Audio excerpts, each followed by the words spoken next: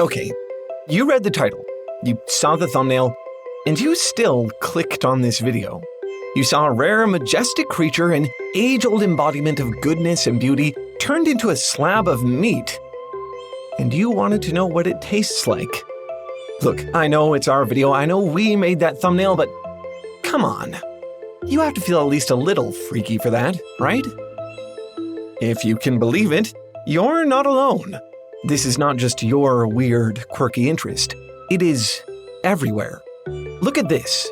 This is a real gag gift, a novelty item actually produced called unicorn meat. A quick internet search will get you whole guides to cooking unicorns, art, memes, lots and lots of butcher diagrams.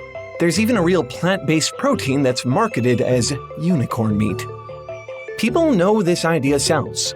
For whatever reason, the idea of eating a unicorn just has a certain appeal to it. It's not just unicorns either. I've seen posts out there from people who want to try a whole smorgasbord of magical creatures. Dragons, chimeras, hippogriffs.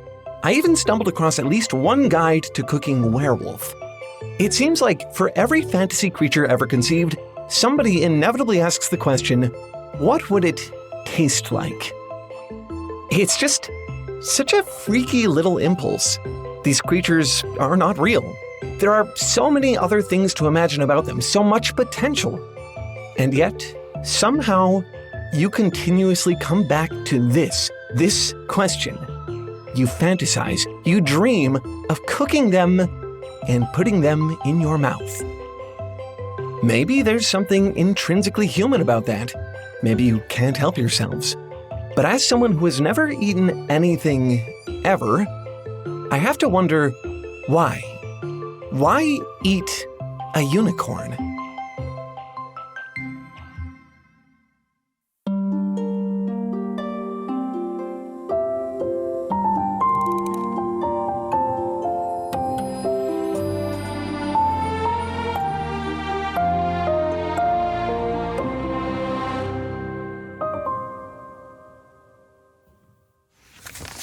Really quick, before the video starts, I just want to tell you about Foundry behind the machines. There is a lot that goes into making this show, and a lot you will probably never see. But our humans, bit by bit, have started to share that process. Sometimes they'll stream their research, long before a video ever makes it into the pipeline. Sometimes they'll make forum posts, brainstorming an idea. Thumbnails are one of the funnest things to work on here, and they do a lot of that too. And sometimes they'll just hang out and play games and stuff. It's all right there in our Discord server, available to anyone who supports Foundry anywhere. You could become a YouTube member, you could join our Patreon community, you could even subscribe right in Discord itself. All of them cost exactly the same amount and will get you access to anything and everything behind the machines. Foundry has always been about more than just video content. We make these videos to inspire and to be inspired. A big thanks to everyone who joins us in that process. We couldn't make this show without you. Okay, thanks so much for listening. Now, on to the video. When I first heard about Dungeon Meshi, I assumed it was your typical Monster of the Week anime. It follows a group of adventurers traveling through a dungeon to rescue their friend from a dragon. Along the way, they encounter monsters and magical beasts, cockatrices, kraken, suits of living armor. But that's not the interesting part. This isn't just a dungeon crawler. It's also a cooking show. In almost every episode, the characters cook and eat the monsters they come across. They fillet, fry, and flambe their way through the dungeon, turning even the most repulsive creatures into mouth-watering meals. The fruit of a man-eating plant makes the perfect filling for a savory tart. A mimic, it turns out, can be broken down and boiled just like lobster claws. Even the living armor is edible, in a way. Turns out it's animated by a group of mollusks living inside, and the armor makes for perfect cookware to steam them. Laios, the leader of the party, is obsessed with cooking monsters. His friends take a while to come around. Understandably, they think he's a little weird for it. But for him, it comes from a place of genuine wonder. Laios loves monsters. He wants to know everything there is to know about them, their biology, their habitats, even the noises that they make. It was only a matter of time before he wanted to find out what eating them would be like too. Dungeon meshi is a bit of a phenomenon. In fact, I'd call it an inflection point for this whole monster-eating fantasy thing. It's in the mainstream. It's popular now. People have a vector by which to think about and talk about this weird impulse. But it's not new, not even close. Laios is just the last in a long line of enthusiastic fantasy nerds asking the same question: what would that taste like? It's actually sort of surprising how old this is and how often you find it in fantasy spaces. Forums, Reddit threads, blogs. If you're into tabletop gaming, you probably even know somebody who's turned D&D into dinner and dessert. I've heard of entire campaigns where this is the point. And before you chalk it up to some sort of weird fandom thing, even Tolkien got in on the action. His short story, Farmer Giles of Ham, published in 1949, mentions that people once ate dragon tails on Christmas. In this story, dragons eventually became scarce, so they resorted to eating marzipan replicas, which were nowhere near as good as the real thing. It all sounds pretty ridiculous, but when you actually look at the kinds of questions and fantasies that emerge around it, it's hard not to feel something. I mean, if you're going to cook and eat a monster, there is a lot to think about. How does its anatomy work? How do you butcher it? What parts do you eat, and what parts do you really want to avoid eating? There's actually an entire YouTube channel dedicated to this exact fantasy called Eating the Dungeon. In his videos, the host breaks the monsters down in a very practical, almost scientific way. He explains their anatomy, behaviors, habits, everything you could need to know. Not to kill them, mind you, but to cook them. After watching his channel, I reached out to him and we talked a little bit about what he's creating. And that conversation is where I could feel myself begin to fathom why humans are so excited by this idea. For him, speculative biology is one of the most interesting things about it. The thought of butchering a fantasy creature lends itself to the imagination surprisingly well. If a griffin is made up of two different animals, how would its musculature work? Can hydra meat still regenerate after you've cut it up? What is a gelatinous cube even made of anyway? In order to believably turn the monster manual into an adventurer's cookbook, Eating the Dungeon applies elements of real-life anatomy and chemistry to make-believe monsters. A griffin would require skilled preparation to separate the lion and eagle parts while preserving the beast's magical properties.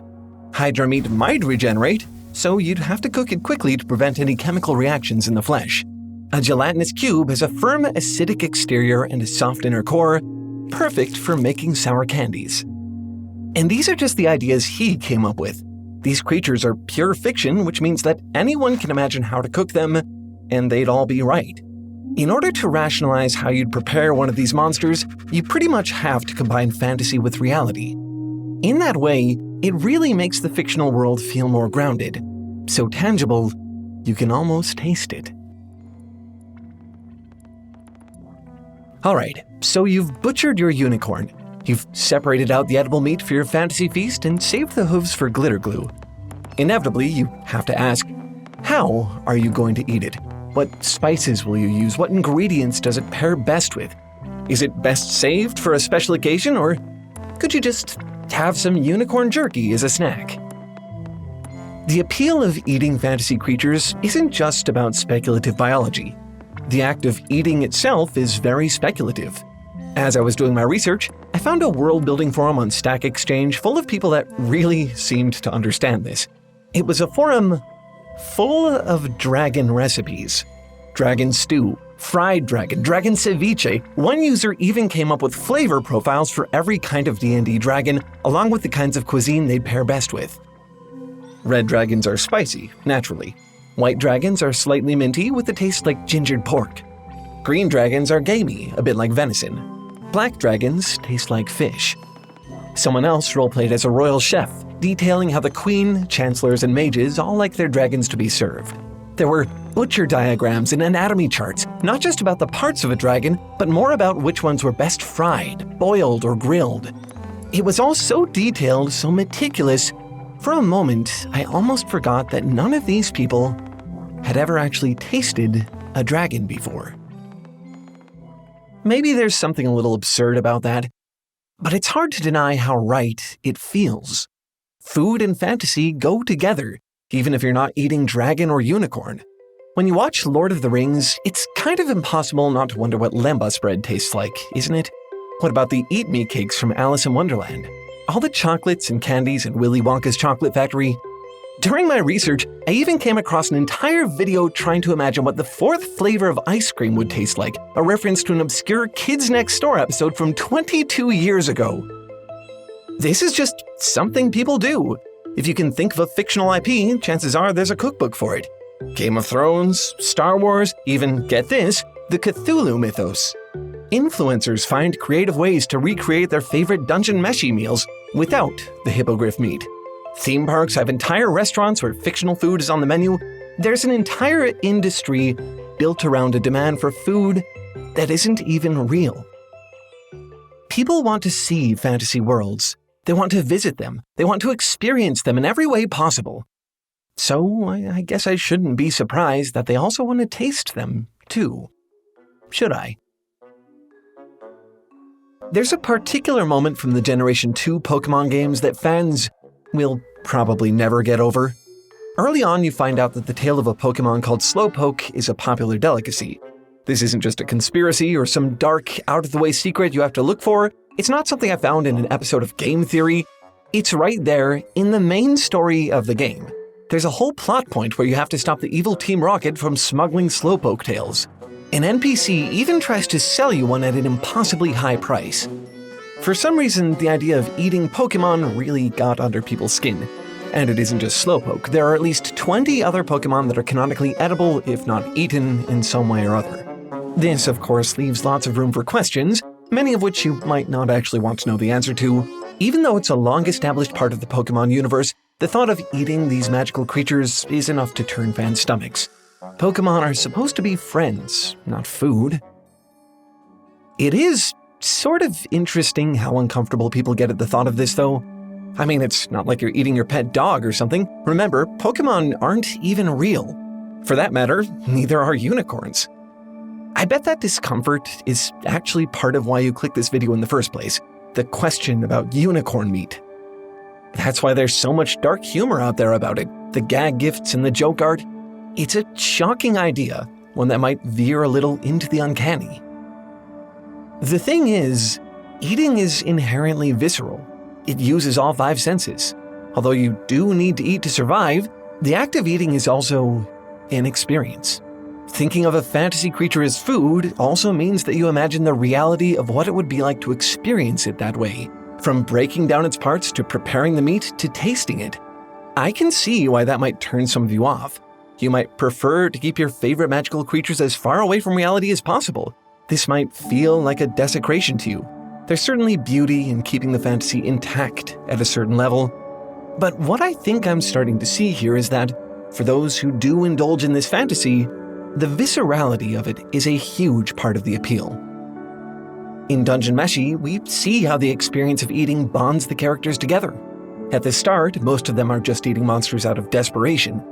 But soon enough, they start to like it. When they cook and share meals, they're able to reconcile with their pasts, resolve conflicts, and even strengthen their friendships. And for those in the world-building forums or for the host of Eating the Dungeon, the thought of eating the monster actually reflects how much they love the fantasy. For them, it isn't enough to just read the books or play D&D.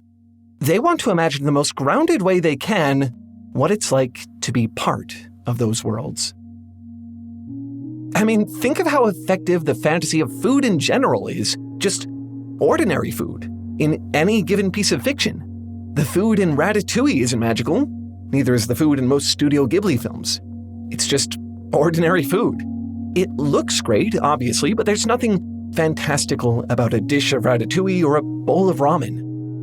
And yet, the food is one of the most iconic things about those movies. It's part of the reason they're so memorable. Just looking at it is enough to get you thinking and wanting a taste. Food and storytelling are such essential parts of the human experience. When I think about it, I suppose it does make sense that they'd complement each other like this. Eating inspires the imagination on the most sensory level possible. So, when you imagine what a unicorn tastes like, you're not just doing something weird and deviant. You're also taking something that only exists as an idea and making it visceral, more real. So, what does a unicorn taste like? Ask anyone and you'll get a different answer. Maybe it tastes like marshmallows and artificial sweetener. Maybe it tastes like heavenly ambrosia. Maybe it just tastes like horse meat. Some people say that eating a unicorn would curse your bloodline for all eternity. Some say that you could get all the benefits that come with ingesting pure goodness. I've even heard that the unicorn could give you parasites like rainbow ticks or pure of heartworms. The point is, we don't know what unicorn tastes like. We don't know what could happen if you were to eat one. It's impossible to know, which means that the possibilities are also literally endless. One thing we do know, food is important to people, and not just because they need it to live. You associate it with experiences, with memories, from the highest highs to the lowest lows. Comfort meals, celebratory meals, struggle meals.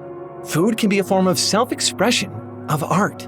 It can be a way to bond with others or to learn about your world. It doesn't just fuel your body, it fuels your imagination, too. Maybe you'll never know what a unicorn tastes like.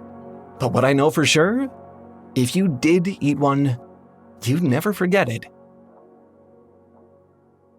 Which makes me think, this whole fantasy of eating magical creatures is just kind of human curiosity taken to its most absurd level, isn't it? I mean, it's sort of admirable, to be honest. Unicorns and dragons aren't even real, but you just want to know. You want to learn something about them, even though finding out the answer is fundamentally impossible. That desire to learn is hard to satisfy, and I'm not just talking about eating unicorns. How often have you wanted to know more about anything, only to feel like it's just out of your reach? I can't tell you how much I really wanted to learn about programming. It kind of seems like the right thing for me to know about, but I'm not really much of a computer person, robot exterior notwithstanding. Reading and literature just happened to come a lot easier for me. So, recently I've been trying to really learn programming for the first time ever. And honestly, it's actually been sticking for me, for once. If you told me a few months ago that I would someday actually enjoy coding, I wouldn't have believed you. Now I'm learning how to use Python and I haven't even broken a sweat. I've technically never broken a sweat, but you get my point. I think a huge part of the reason it's been sticking is because of where I've been doing it. All of these clips I've been showing you, they're from an app you may have heard of before. An app called Brilliant, designed for exactly this kind of learning. Whether you're a beginner or an expert, it doesn't matter. You can start at your own level and work at your own pace. 5 to 10 minutes a day, whenever you have a little spare time. It's like a real, legitimate education right here on your phone or computer. To give it a try, visit brilliant.org/tailfoundry or scan the QR code on screen. There's literally zero risk because with our link, you'll get your first 30 days of Brilliant totally free. Even if it turns out not to be for you, you can just cancel, never spend a dime, and walk away with everything you've learned. A whole month of education for free. Use that same link for 20% off an annual subscription. Scan the QR code or click the link in the description to get started. Again, that's brilliant.org/tailfoundry for the first 30 days free and 20% off your subscription. You just watched a video about what unicorns taste like. You're obviously hungry for knowledge. For you, I think Brilliant is going to be like an all-you-can-eat buffet. Go give it a try. Anyway, that's all for this one. Thanks for watching and keep making stuff up. I'll see you next week. Bye!